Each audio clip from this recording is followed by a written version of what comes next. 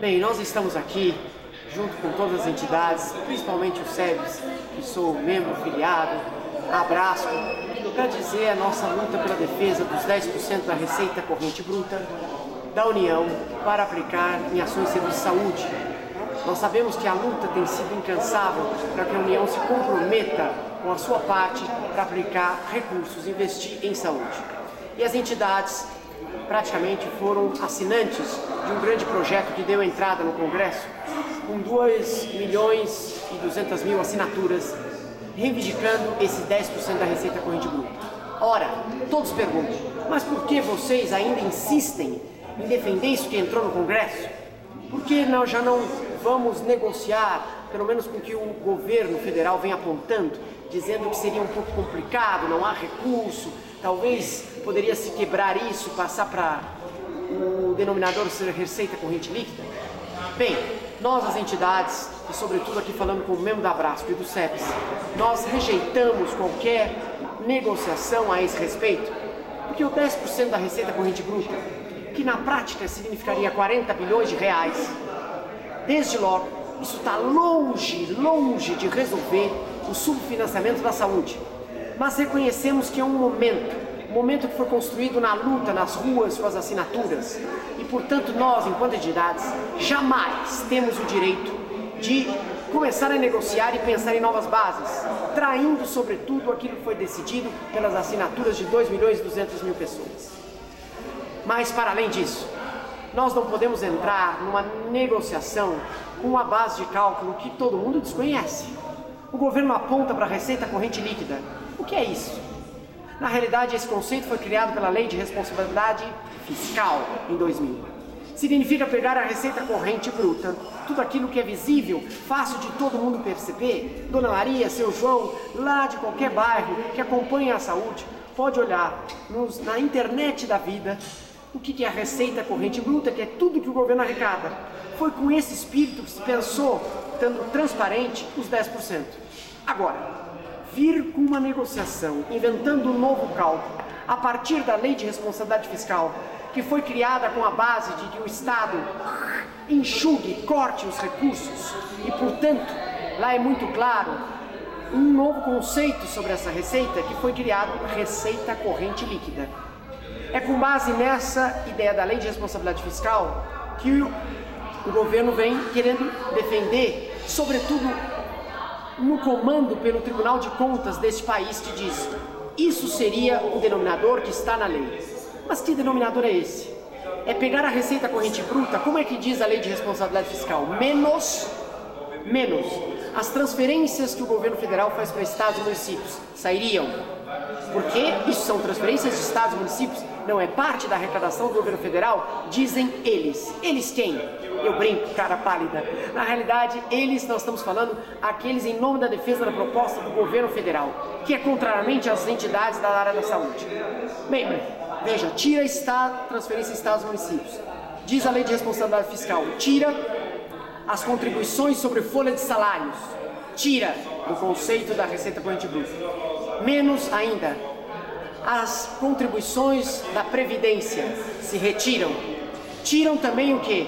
Sobretudo a compensação financeira da receita da Previdência. Aí temos a receita corrente líquida.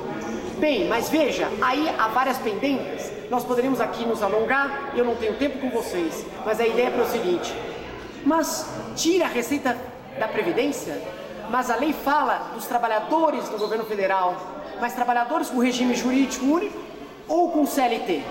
A lei diz com regime jurídico único, portanto nós teríamos que computar ainda na receita corrente bruta todos aqueles trabalhadores por contratos nos ministérios todos, e nós sabemos, no caso da saúde, há vários trabalhadores com contrato CLT. Então veja, nós temos que fazer essa engenharia da base de cálculo. Ora, nós das entidades não podemos aceitar uma coisa dessa, dado que ao longo desses 25 anos nós sabemos o que os meus colegas economistas de plantão fazem nessa engenharia de tira daqui, tira dali, aí a base não é bem essa e nós não temos a transparência das informações. Então, na realidade, jamais as entidades podem manter um conceito que não está claro e ninguém sabe direito esse montante. Primeiro ponto. Razões que nós defendemos a receita corrente bruta. Ora, a ideia nossa foi que estados e municípios que pertencem ao SUS, não é isso? Porque o SUS são as 3 esferas, eles têm na emenda 29 a forma de aplicação de recursos com base nas suas receitas totalizantes. Portanto, por que a União não pode dar a mesma forma, o mesmo critério de base de cálculo? Para ela é diferente, tira daqui, tira dali. Então nós estaríamos já tendo um novo tratamento, iríamos desrespeitar a isonomia do financiamento, sobretudo se para estados e municípios é com base na receita totalizante, porque a União não. Outra justificativa nossa, nós não podemos agora trabalhar sobre uma receita corrente bruta, porque nós vimos acompanhando a saúde, junto com os vários economistas que defendem, sobretudo, a ideia do social como a emancipação da vida, e a saúde é uma delas. Nós acompanhamos que o crescimento da receita corrente bruta, desde 95 até 2012, cresceu cerca de 64%. A receita corrente líquida, nesse mesmo denominador que ninguém sabe direito, mas que o governo e o Tribunal de Contas da União têm apontado, cresceu apenas 54%. Ora, nós temos clareza que a rigor, por que o governo então fala numa negociação com uma base de cálculo, ninguém sabe muito bem o que é, mas a ideia estimativa já mostra que ele não teve o mesmo movimento da receita corrente bruta, ou seja, o crescimento foi muito menor. Nós sabemos que essa luta é uma luta neste momento. Ela não resolve o subfinanciamento da saúde, mas nós não podemos agora nos deixar imbuídos por um movimento que é muito forte, o governo, ao longo desse tempo todo. E aí eu falo governo, não estou atacando um governo ou outro, nós estamos falando dos governos todos, que eu brinco da década dos Fernandos, Fernando Collor, Fernando Henrique, Fernando Lula e Fernando Dilma. Na realidade, a Fernando, com todo respeito a eles, mas do ponto de vista da política econômica, não houve diferença. Não se teve implementação, investimento na área da saúde, só foram arrumando coisas para ir tirando. Então nós não podemos aceitar agora também um engodo, uma negociação, e quando o governo vai a público e declara no Senado Federal, por meio da sua ministra, que não há recurso, porque eles estão todos comprometidos, grande parte do orçamento, com juros e pagamentos da dívida, e de um outro lado já são despesas acertadas, não há fonte. Então, ora, o governo já fala isso, então aí começa a querer abrir uma negociação com uma base de cálculo, já que nós desconfiamos, não dá. Nosso movimento luta, sobretudo, pela recuperação desse recurso. E é por isso a luta pela receita corrente bruta, como um demonstrativo que é claro para todos. Mas esse é um passo. E nós, do SEBS, da Abrasco e das demais entidades, da ABRES, da Associação Brasileira de Economia da Saúde, não estamos aqui, sobretudo, sentando à mesa para fazer negociações desse ponto de vista. A negociação que venha do governo e chame as entidades no sentido, não desrespeitando um projeto que está no Congresso, porque, aliás, esse projeto está no Congresso e não no Executivo.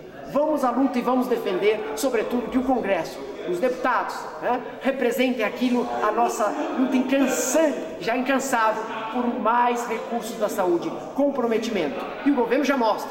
O seu orçamento é comprometido muito mais com outras despesas, não é com a saúde. Como é que podemos aceitar a negociação?